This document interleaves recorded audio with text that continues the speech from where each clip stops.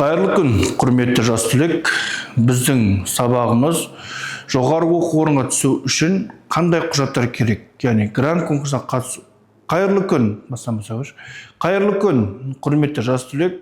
Біздің бүгінгі видео сабағымыз грант конкурсына қатысу үшін қандай құжаттар керек? Осы төңірегінде толыққанды сіздерге ақпарат беретін боламыз. Яғни біз грант 2025 деп алсақ болады. Яғни 2025 жылы грантқа түсу үшін керек құжаттардың тізімі. Бірінші құжат бізде бұл жеке куәлік. Жеке куәлік. Яғни бұны атап өту керек. Жеке куәлік дегенде кімнікі? Жеке куәлік дегенде біз өзіміздің және де ата-анамыздың құжатын алып баруымыз керек. Яғни ата-анамыз дегенде соның біреуінікі жеткілікті. Өзіміздікі ол өзімізбен бірге болатын дүние. Неге айтып отырмын? Себебі сіз 18 жасқа толмағандықтан сіздің орныңызға шешімді кім басқарады? Сіздің аналарыңыз, әкелеріңіз басқарады. Сондықтан да міндетті түрде ата-ана құжатын алып баруға міндеттісіздер.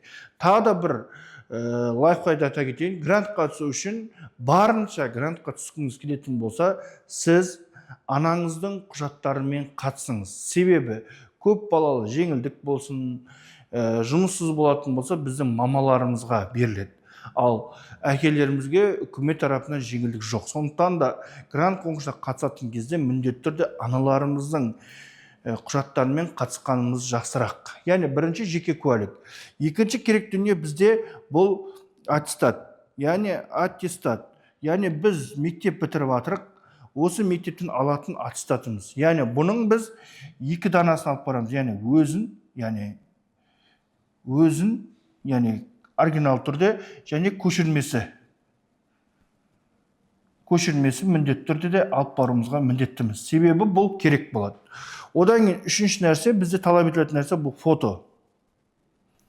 Фото, яғни бұл қандай фото? 3-4 фотодан міндетті түрде 13 туу керек.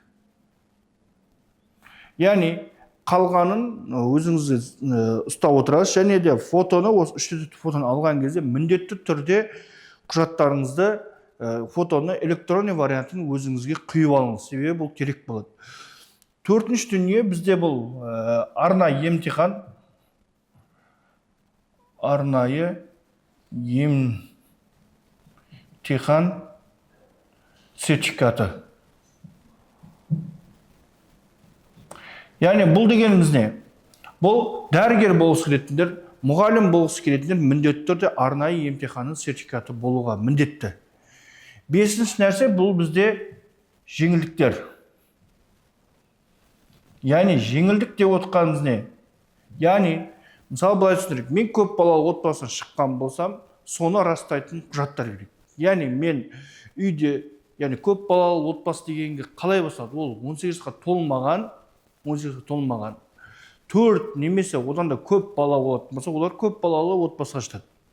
Және де сіздің отбасыңызда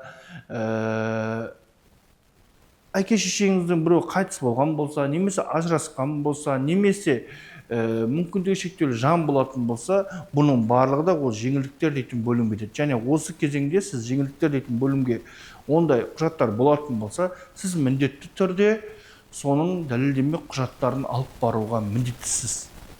Алтыншы құжат бізде бұл жетістік. Яғни бұл жерде жетістік дегенде кімнің жетістігі? Ол өзіңіздің жетістігіңіз. Яғни сіз 10 және 11 сыныпта олимпиадаға, пәндік олимпиадалардан орын алған болсаңыз, ғылыми жобалардан орын алған болсаңыз, және спорттық жарыстардан кімес алған болсаңыз, солар ғана сіздің грант конкурсына қатысқан кезде сізге, яғни общий гранттың 4%-ын береді. Яғни жеңілдік осы жерде рөлөнеді жетістіктеріңіз.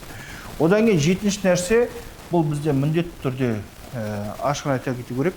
Құжаттардың біреуі, ол біздің 075-іміз. 075 не үшін керек? 075 жоғары оқу орнына түсу үшін міндетті түрде керек құжаттардың бірі. Сондықтан да 075 жасатқан кезде міндетті түрде 075-дің артында флюорографияның суреті болу керек. Себебі флюорографияңыздың суреті болмаса, сіздің 0,75-іңіз жарамсыз болып есептеледі. Біз жетеуін айтып болдық. Енді сегізіншісі бізде бұл ұбт сертификаты. Яғни ұбт сертификаты міндетті түрде керек болады. Яғни біз ұбт сертификат дегенімізді қалай деген сұраққа жауап беріп кетейікші.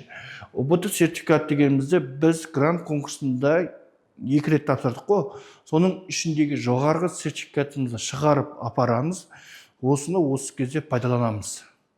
Сонда біздің ұбт сертификатын сұрайтын нәрсе болады. Одан кейін бізде 9-шы дүние бар. Ол бізде ата-анамыздың ЭЦП күліші. Себебі 18 жасқа толмағаннан кейін сіздің орныңызға ата-анаңыз құжатта тапсырады. Сондықтан да оның ЭЦП күліші осы жерде талап етіледі. Назар қойып тыңдағандарыңызға рахмет. Жақсы ақпарат болды деген сенімдемін.